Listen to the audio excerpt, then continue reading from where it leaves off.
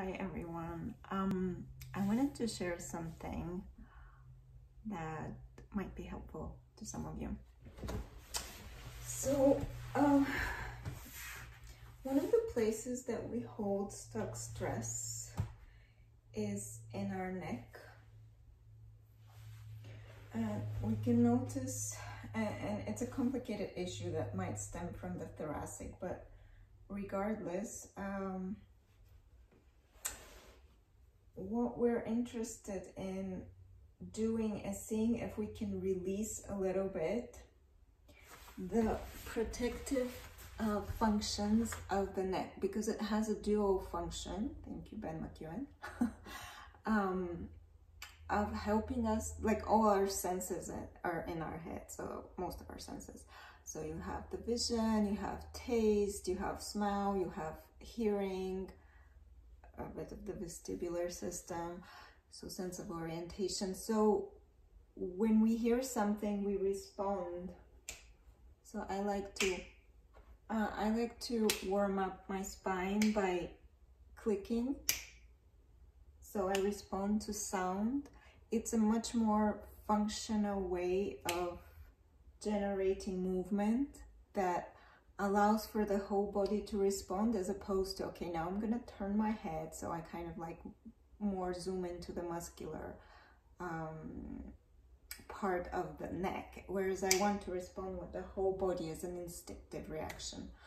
So the body, the neck actually allows for mobility, because we're supposed to be able to look around. When we go in the forest, we want to see down, we want to see up in the sky, we want to turn back and hear when something like buzzes, like crackles through the leaves. But at the same time, our neck needs to support our brain,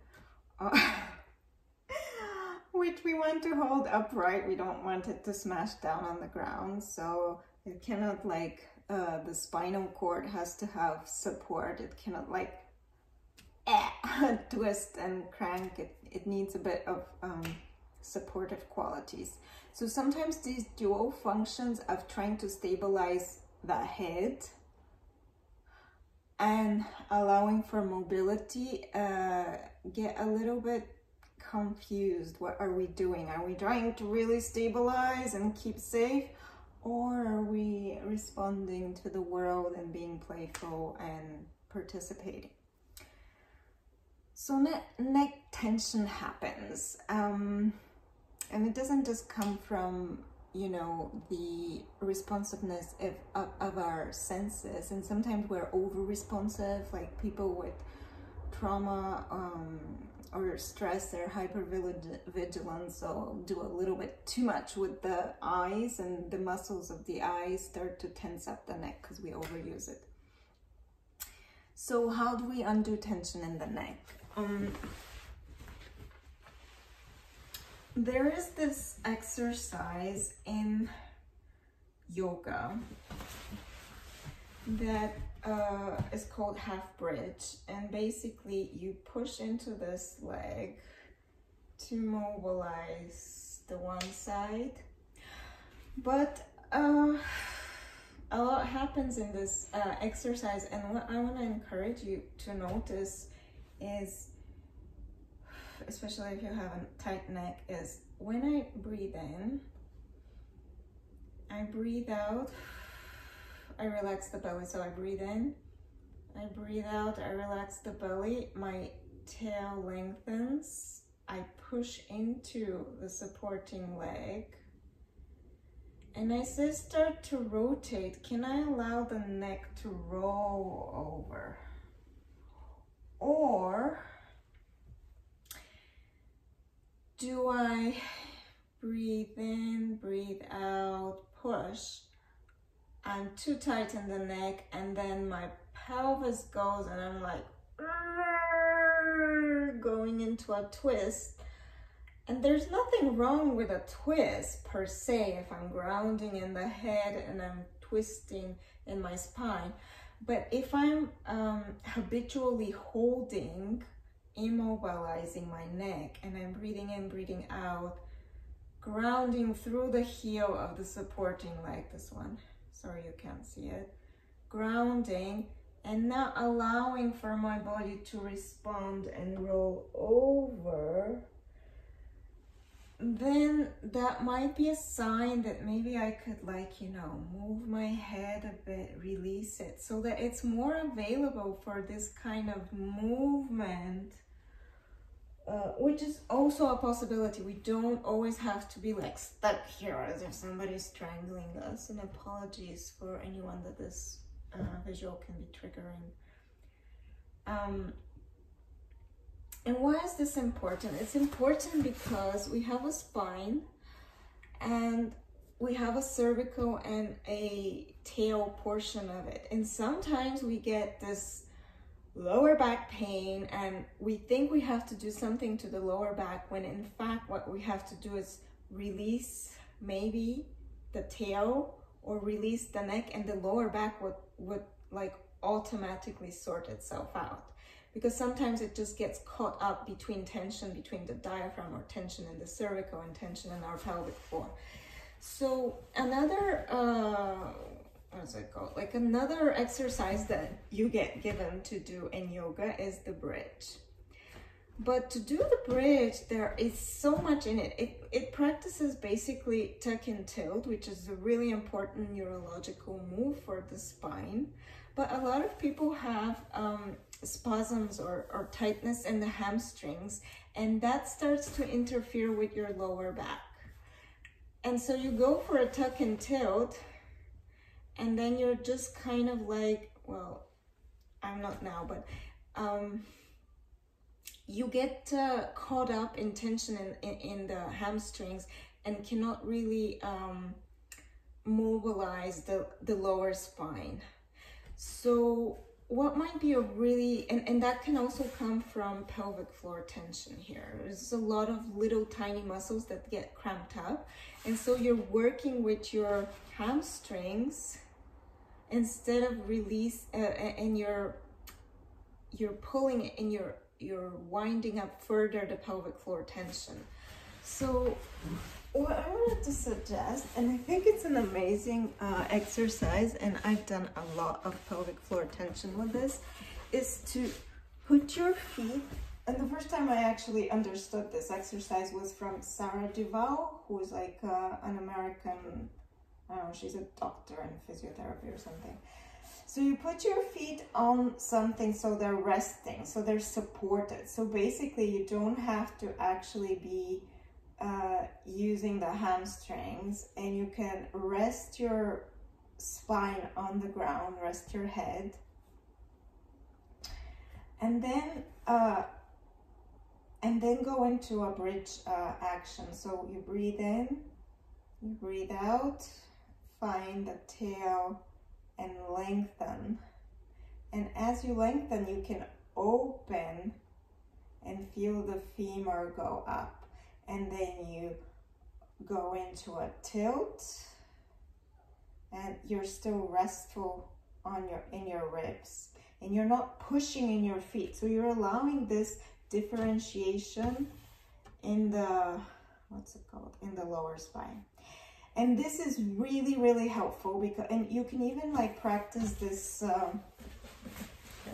we call it in Scaravelli yoga windshield wiper twist, windshield wiper twist, where we're going on the sides of the feet and going into a little twist. But there is a lot of muscles that need to release to allow for this expression to happen with fluidity and hydration.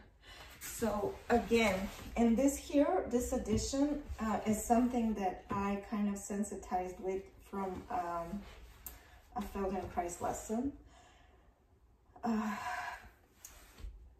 So if you do a little supported windshield wiper twist with your legs being held by this table for me here, then you can actually release all these muscles because they don't have to hold up your legs, and they can focus on allowing this external hip rotation here, internal hip rotation here, external hip rotation here, internal hip rotation here.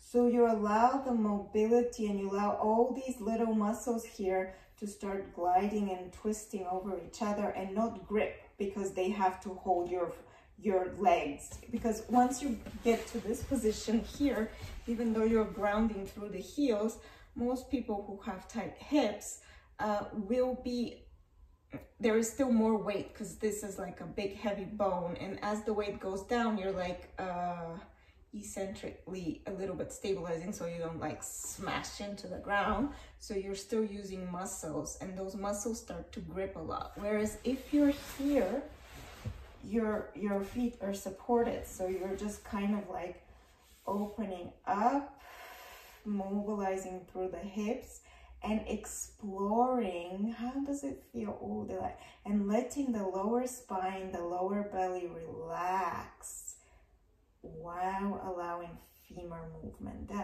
That supports femur to socket centration, allows for all those muscles to reset, to let go, so that next time they're engaging, they don't have to be gripping and be on perpetual contraction. And again, you breathe in, breathe out. The belly comes down, the tail lengthens. With a sacrum opening, the femurs rise. And then you come down and you go into a tuck.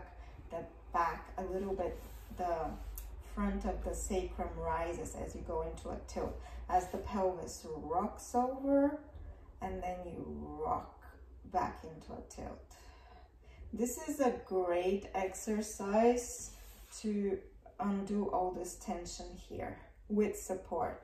And I have a really high, actually this is too high, so I'm a little bit like, you know, but you can have just choose a chair where you're like supported, and then you can do it with just the heels being there. That's a little bit more challenge. Then maybe you can do it with one leg, so it's a little bit asymmetric, and see how your pelvis responds, how you're moving.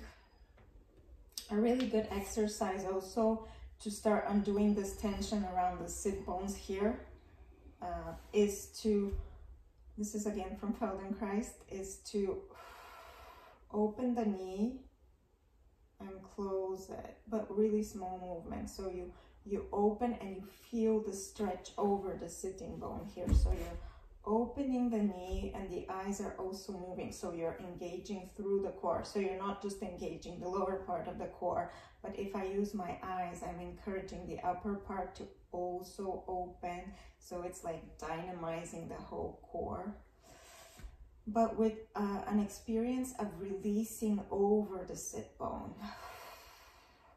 All of these exercises that I just showed, and it's a progression, can help you undo tension in the pelvic floor, and I think that is helpful, so that when you then go into a full-blown tuck and tilt for your bridge exercise, you don't have the hamstrings over tightening or spasming because you're too tight here. You could actually work the pelvic floor, release it, so the shins are grounding.